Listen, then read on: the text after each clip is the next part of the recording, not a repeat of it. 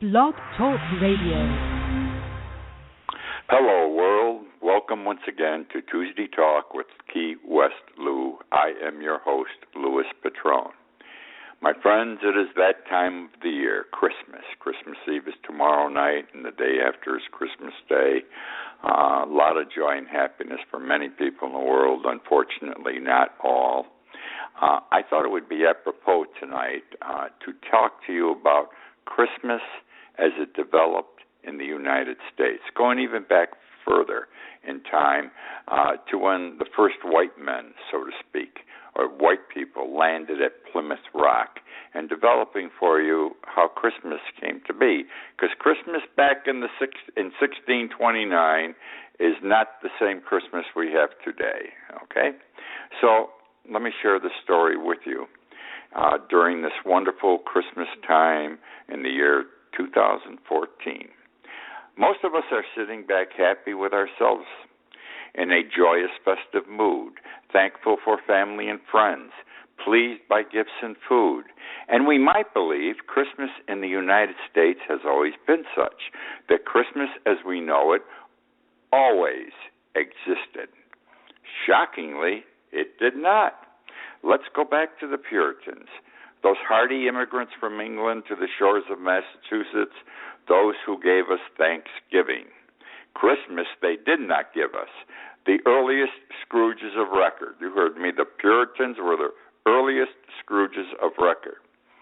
For example, from 1659 to 1681, Christmas was outlawed in Boston. Would you believe? Christmas was outlawed in Boston by the Puritans. They believed that Christmas was not consistent with their Puritan ideas and religious reforms.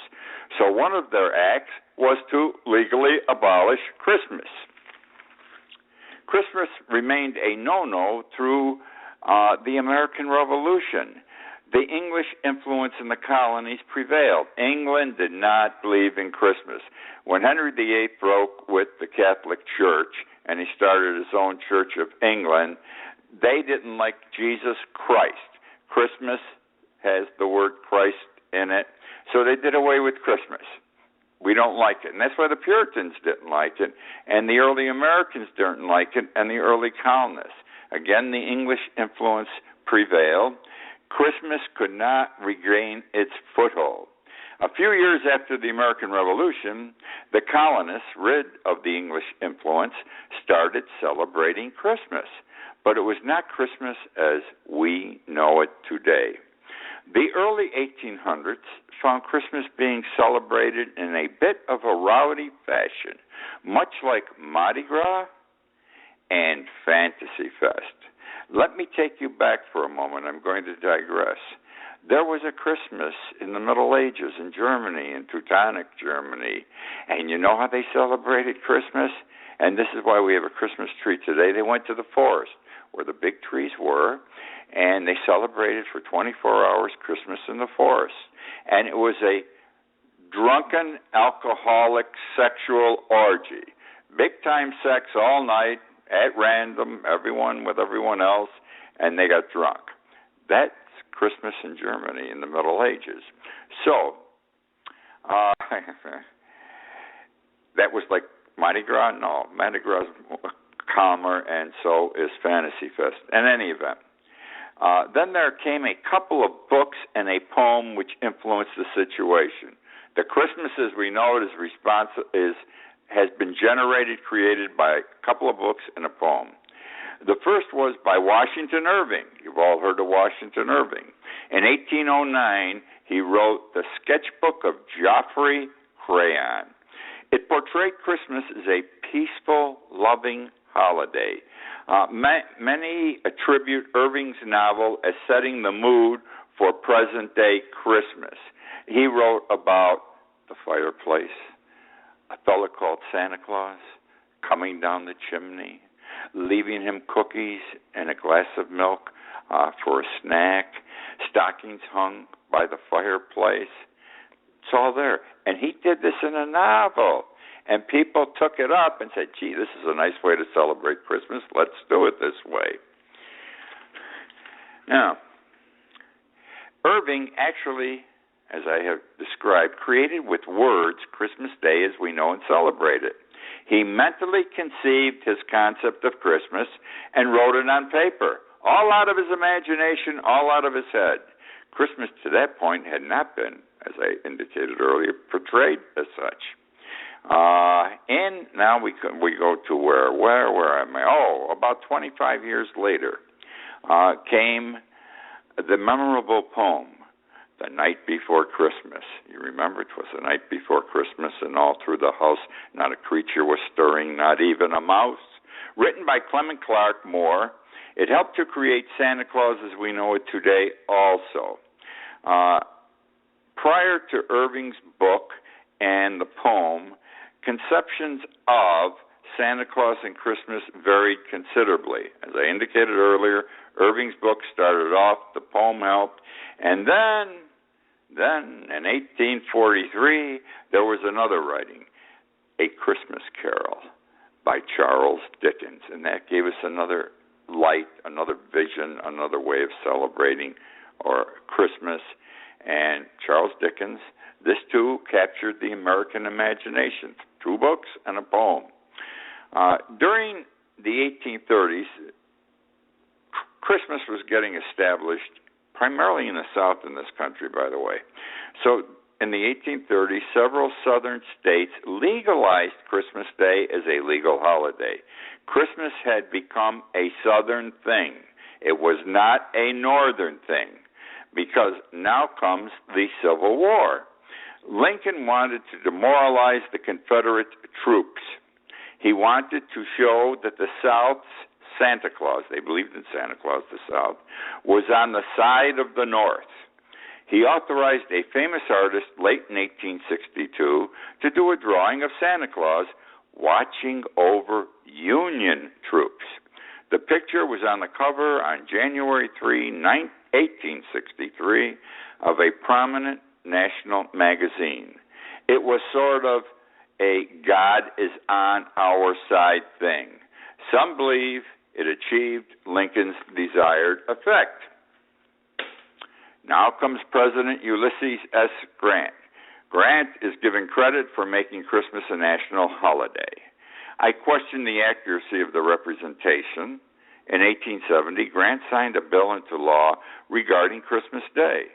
The new law read that Christmas, and I quote, shall be a holiday within the District of Columbia. The District of Columbia is not the whole of the United States.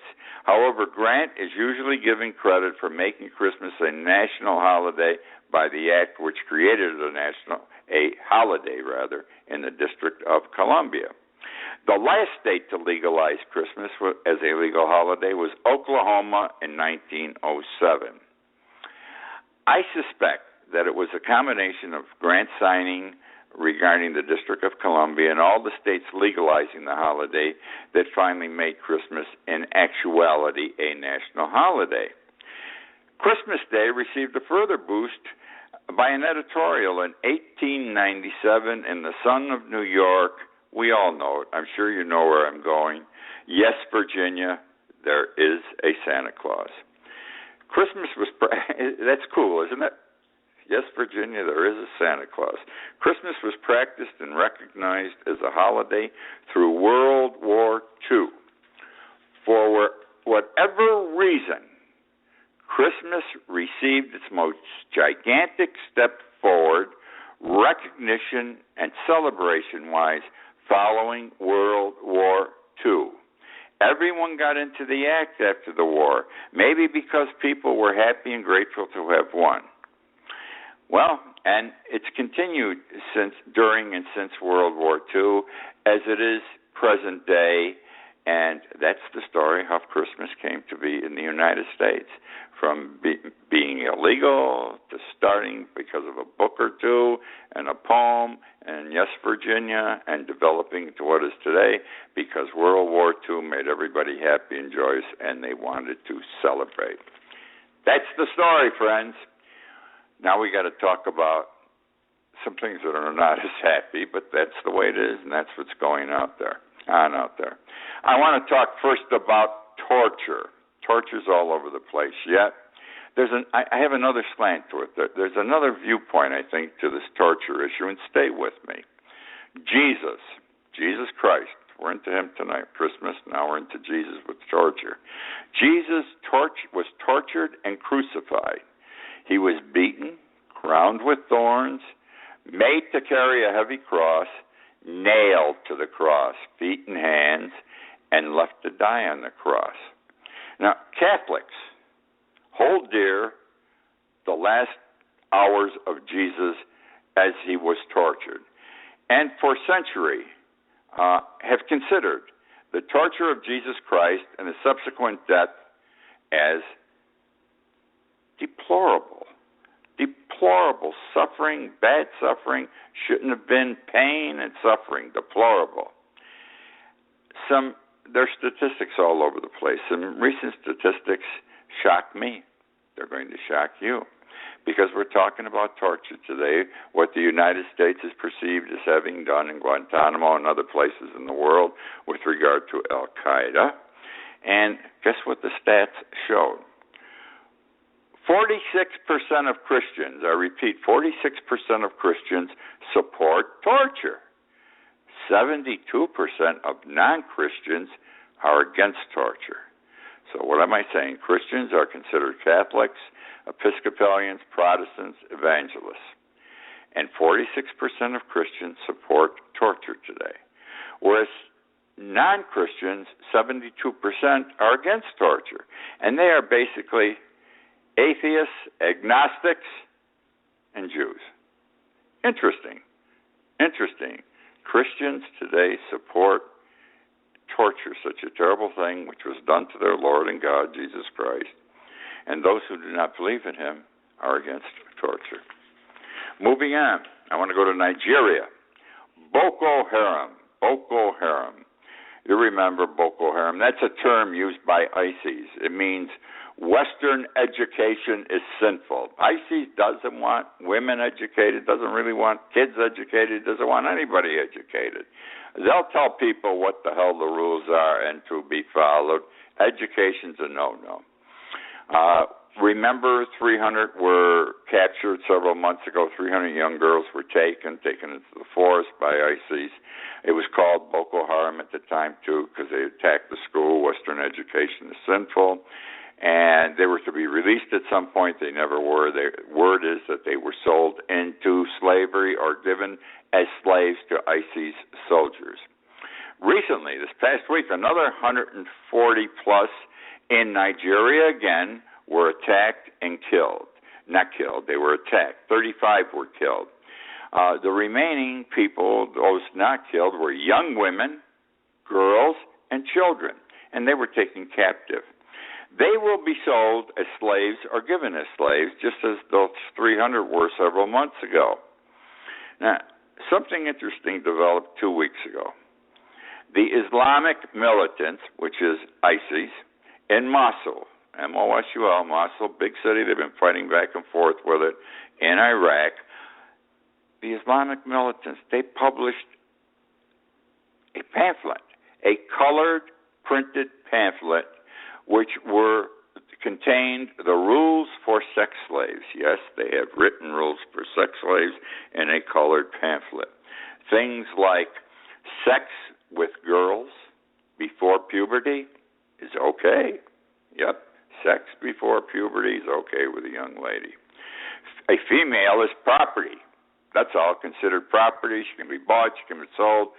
Her owner can do anything he wants with her, even killing her. Their authority for these things, by the way, is the Quran and Sharia Law. The Sharia Law is allegedly the proper interpretation of the Quran. It really isn't, and the very strict Muslims who aren't deviated in their minds and screwed up don't agree with these things. But they claim that the Quran and Sharia law is authority for raping and enslaving non-Muslim women and children. Yeah, they're free game. Non-Muslim women and children, it's okay to rape and make slaves out of them. Another thing, these guys are terrific, ISIS. This is all, by the way, again, written in a pamphlet, a colored pamphlet for everybody to walk around with in Iraq. A female can be beaten. She can be beaten, no question about it, only for discipline, though. Beat the hell out of her if she does something wrong. Don't do it for pleasure. All I want to say is, and as I continue to say, and I believe most of you would agree with me, these people are crazy. These people are nuts. And I don't know why we continue to shed the lives and blood of our American soldiers over there and supply these people with tons of money. It costs us trillions of dollars to maintain these wars. What are we doing? Where are we going? We're never going to change them. They've been like this for 2,000 years. They don't care. They've been killing each other for 2,000 years. Why should they accept democracy as we know it? It's foreign to them, just like their way of life is foreign to me and to you. We should get the hell out of there and stay out. Let them kill each other. I want to talk about something nice now. I want to talk about golf. Lee Traveno and the Ryder Cup. For those of you who might not recall or know of Lee Traveno, he's a Mexican-American. Poor guy, very poor guy. But he played with Palmer, Nicklaus in those days. In fact, in the 1960s, Palmer was older and wasn't playing as much or wasn't as good. The war in golf for who was the best for several years was between Nicklaus and Traveno, and as I said, Traveno won 6 majors. The United States has been getting their asses beat in the Ryder Cup the last, 10, 12 years. We can't win. Every 2 years we have this big golf match against European stars, and our stars go down the tube, except for 1 or 2 occasions. Traveno's concept as to why America keeps losing in the Ryder Cup is as follows. He says the older, experienced players should set the standard for the younger ones. And they're not. The older ones are losing. The experienced golfers are losing consistently. It's the young guys that are winning. And that's not the way it should be. It should be turned around. Or both the young and the old should win. This year, for example, and this makes the point, this past year in the Ryder Cup, the top players on the United States team, their win-loss record was -6 for the top experienced, mature golfers. -6. Whereas the Europeans, for the same type people, were +7. So the Americans lost 6 matches, and the Europeans won 7, and these were the big guys, the mature ones. And he says you got to do something with the older guys. They're the ones that are screwing it up, and they should.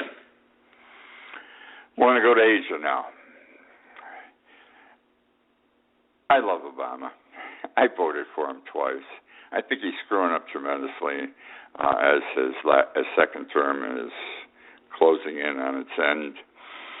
He wants to form a trade partnership with Asia, with 12 Asian countries. The United States and 12 Asian countries would form what is called the Trans-Pacific Partnership. Trans-Pacific Partnership, short TTP, they call it TTP. Well, the 12 Asian countries don't want to have anything to do with it. And the reason is, because we prepared this thing, by the way. We prepared the agreement. Now the Asians are looking at it and commenting. And there's some material in there that says the corporations who are working in these countries are going to form a group. And this board, let's say it's a board, will have corporate representatives on it, representatives from the corporations who are doing business in those countries. And wherever there is a problem that affects trade or how the companies run, etc., it will not be decided by the individual nation. It will be decided by this corporate board. Corporate board. The 12 nations in the United States would give up all their rights to complain about wages, hours, working conditions, environment. Got it? And these are the things, corporate America and corporate every place, they try to bring these things down to make them less costly, less effective. And the United States, and this is Obama's baby, wants to put this kind of power in the hands of the international corporate powers. Okay? Well, the Asians aren't stupid. To a country, all 12 of them had said, are you guys nuts? You're going to give this extreme corporate power to the corporations. Number one, it's an insult. It undermines a nation's sovereignty, and that's not the way things work or should work. Obama is further strange the way he's handling this thing. Not just that point there.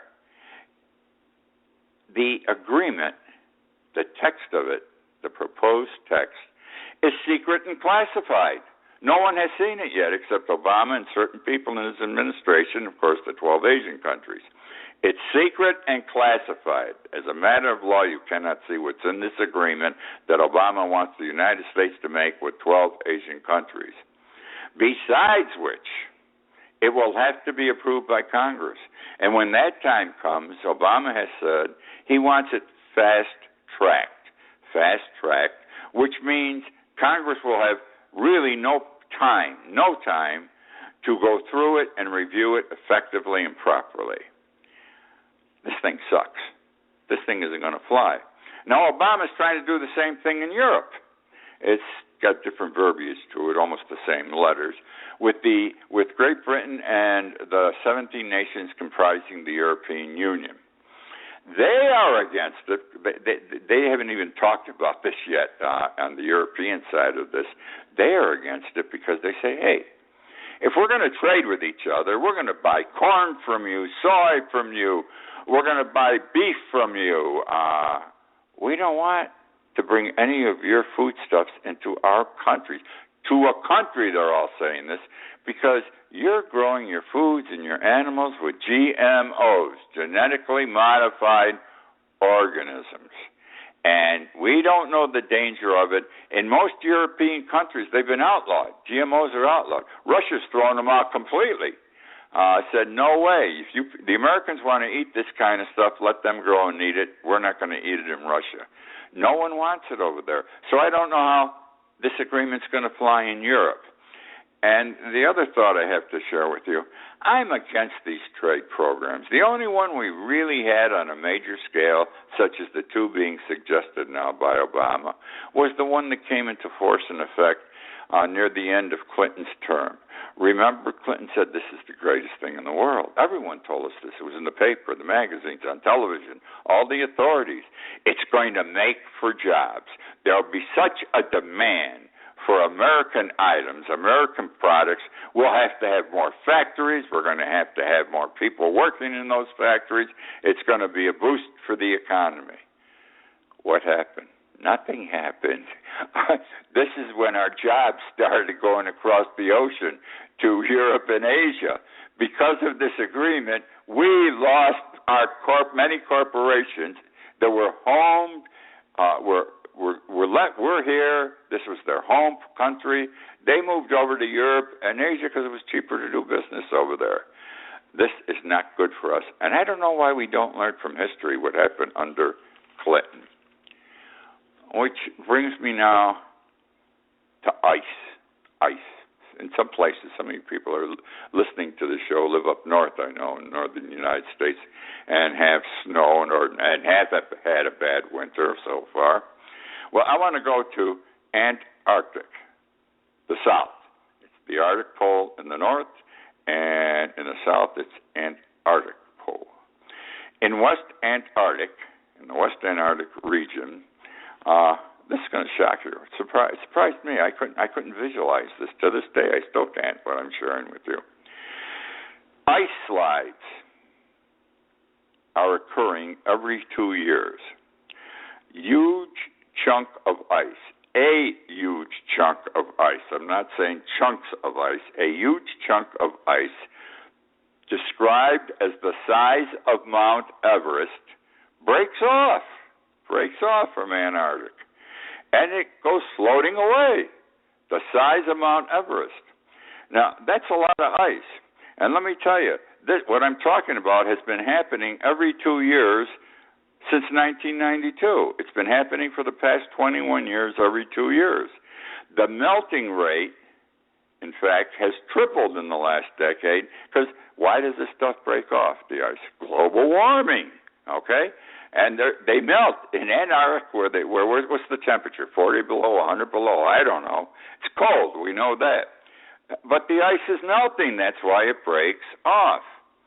And the scientists, almost to 100% say, except the ones bought by corporate America, that eventually the overall ice sheet in Antarctic will collapse, and there'll be a chain reaction that's unstoppable.